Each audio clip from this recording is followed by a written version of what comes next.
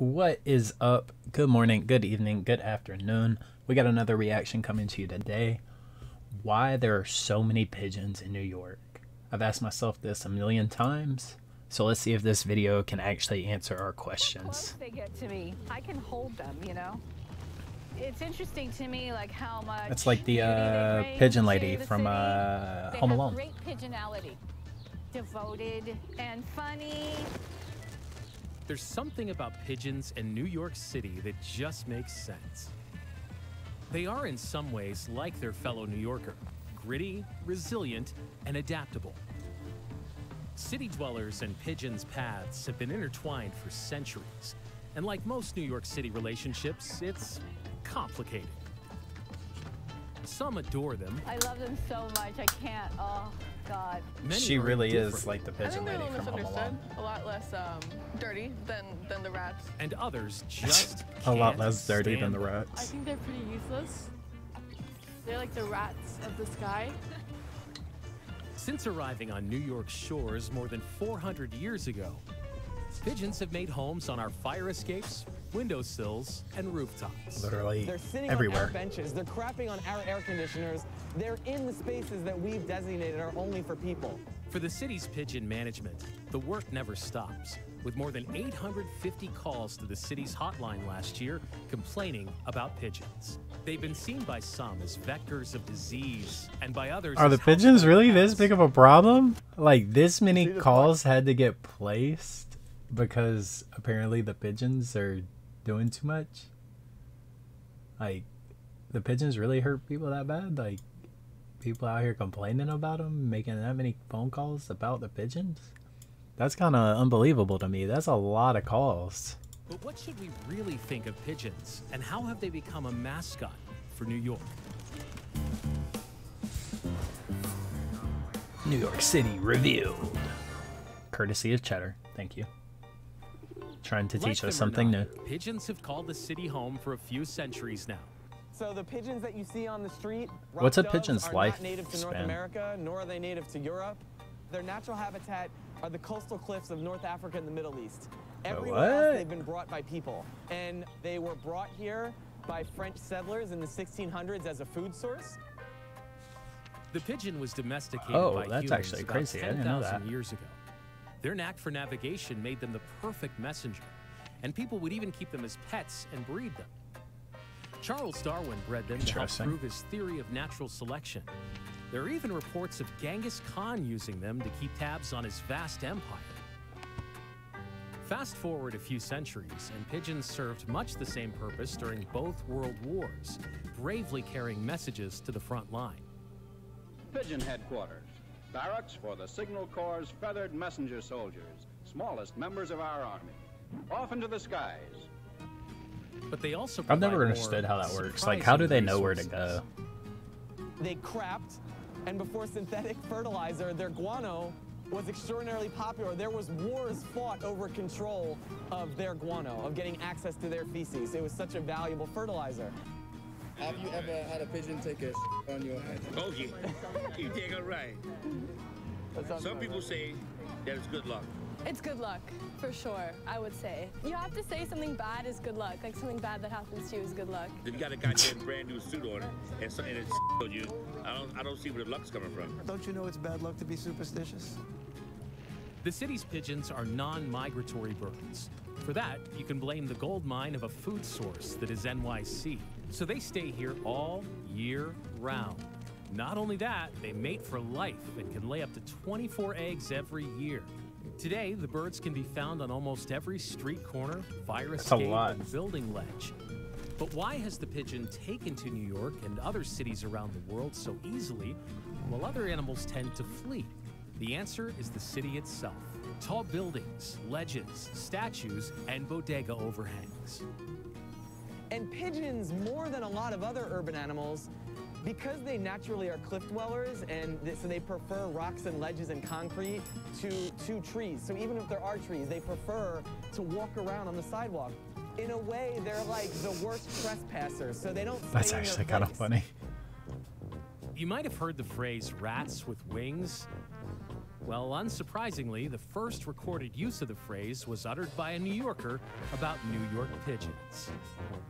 There's this moment in the 60s where the DOH commissioner says pigeons are vectors of disease, people are getting sick and dying. The parks commissioner says they're rats with wings, they're disgusting, they're filthy, and this takes off. This becomes this narrative. Now, there's no documented case of somebody dying from contact with the street pigeon. But their public image had already been tarnished. Their historic use is long forgotten. What is Kevin's friend's name from Home Alone? What is her name?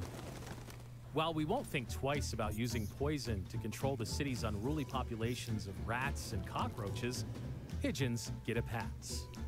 Despite some people's affection for them, pigeons are still classified as an invasive species. I mean, I would rather see a Damages pigeon totaling than about a rat or a $1.1 billion cockroach. per year in the U.S.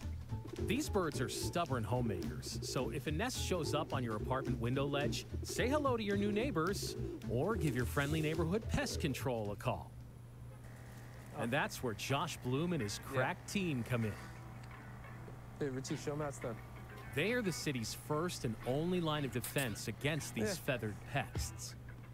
Well, it's standard pest management. A firm started in 1929.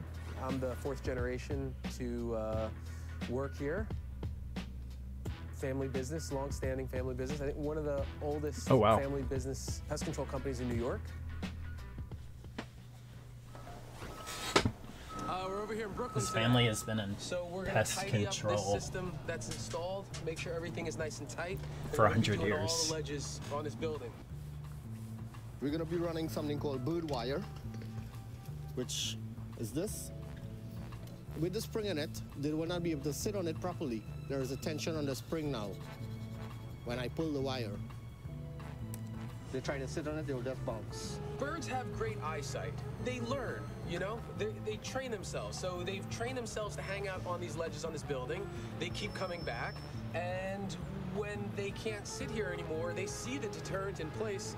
They go sit somewhere else, hang out on another building, another unprotected ledge, another area. Along with bird wire, Bloom and his crew use plenty of other means to keep the city's bird population grounded. We do a lot of bird netting. Bird netting? Netting is installed to basically deny birds physical access into a structure. Great tool. We install it parking garages, underneath the building overhangs, all sorts of scenarios where you want to deny birds access into a structure. Tried and true, the go-to, always going through tons of bird spikes. This is a stainless steel spike with a polycarbonate base. Very, very commonly used and very effective. You see those all over the place. Optical gel disc. These are installed in a pattern determined by the bird pressure, usually just a dab of glue, and you place them down. The gel has a multi-sensory effect. Pigeons looking at them see something dangerous like smoke or fire, and the smell is citronella and peppermint oil, which pigeons can't stand. As for touch, it's extra sticky, so not a good combination for pigeons altogether. I'm okay with all of the above, with the exception of the As much as New Yorkers like to grumble and gripe about them, pigeons seem to have some locals looking out for them. The people who feed pigeons are called mumblers.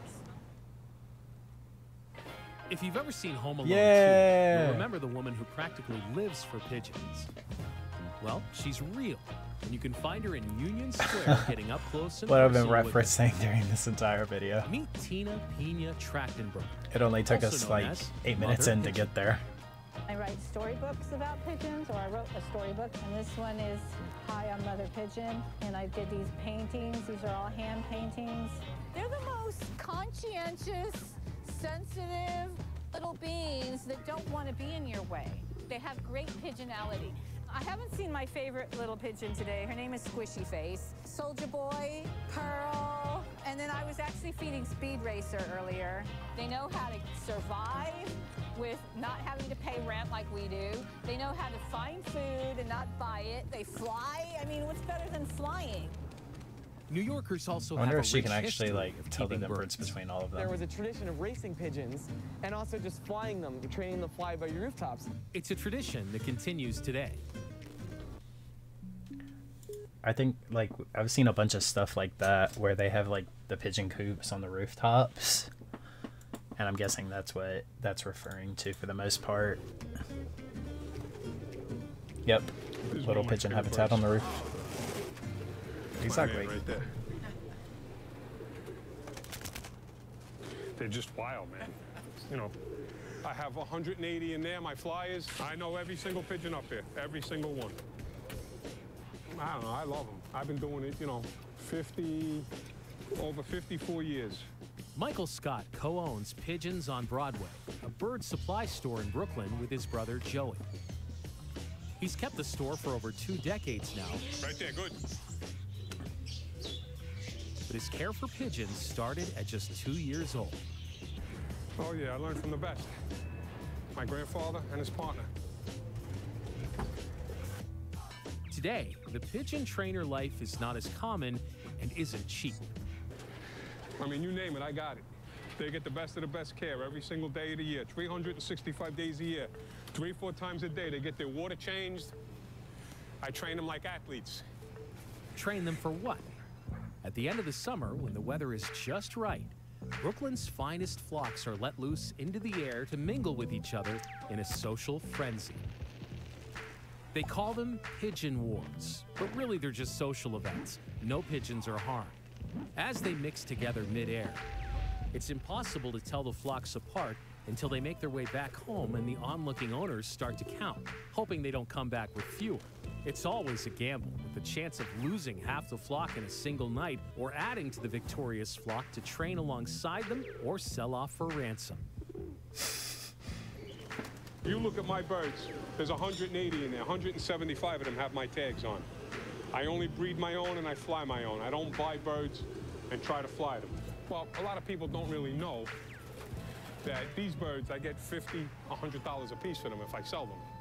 I don't raise them to sell them. I don't do it for the money. I do it to fly them. Interesting. The pigeon represents the resilience of New Yorkers and the grittiness because they're out there on the streets, like, you know, surviving and like making do in tough circumstances. When you take a closer look, you begin to understand why they are the way they are. You might even find something to admire. A connection shared with New Yorkers for over 4 centuries. Frank Sinatra famously sang, "If you can make it here, you can make it anywhere." It's no surprise that New Yorkers can't agree on what to think of pigeons, but one thing everyone can agree on is that they definitely made it here, and they're not going anywhere. That was pretty interesting. Okay. So I was unaware of the fact that they didn't originate here. They were brought over from Western Africa. I didn't know that. That's interesting. I did know a little bit about them being used as messenger birds, but I still don't completely understand how messaging birds work. Like, how do they know where to go? I get how they know how to come back, but how do they know where to go? I've never understood that part. It still confuses me a bit. But nevertheless, that was interesting. I hope you guys enjoyed. That's all for that one. I will see you in the next. Peace.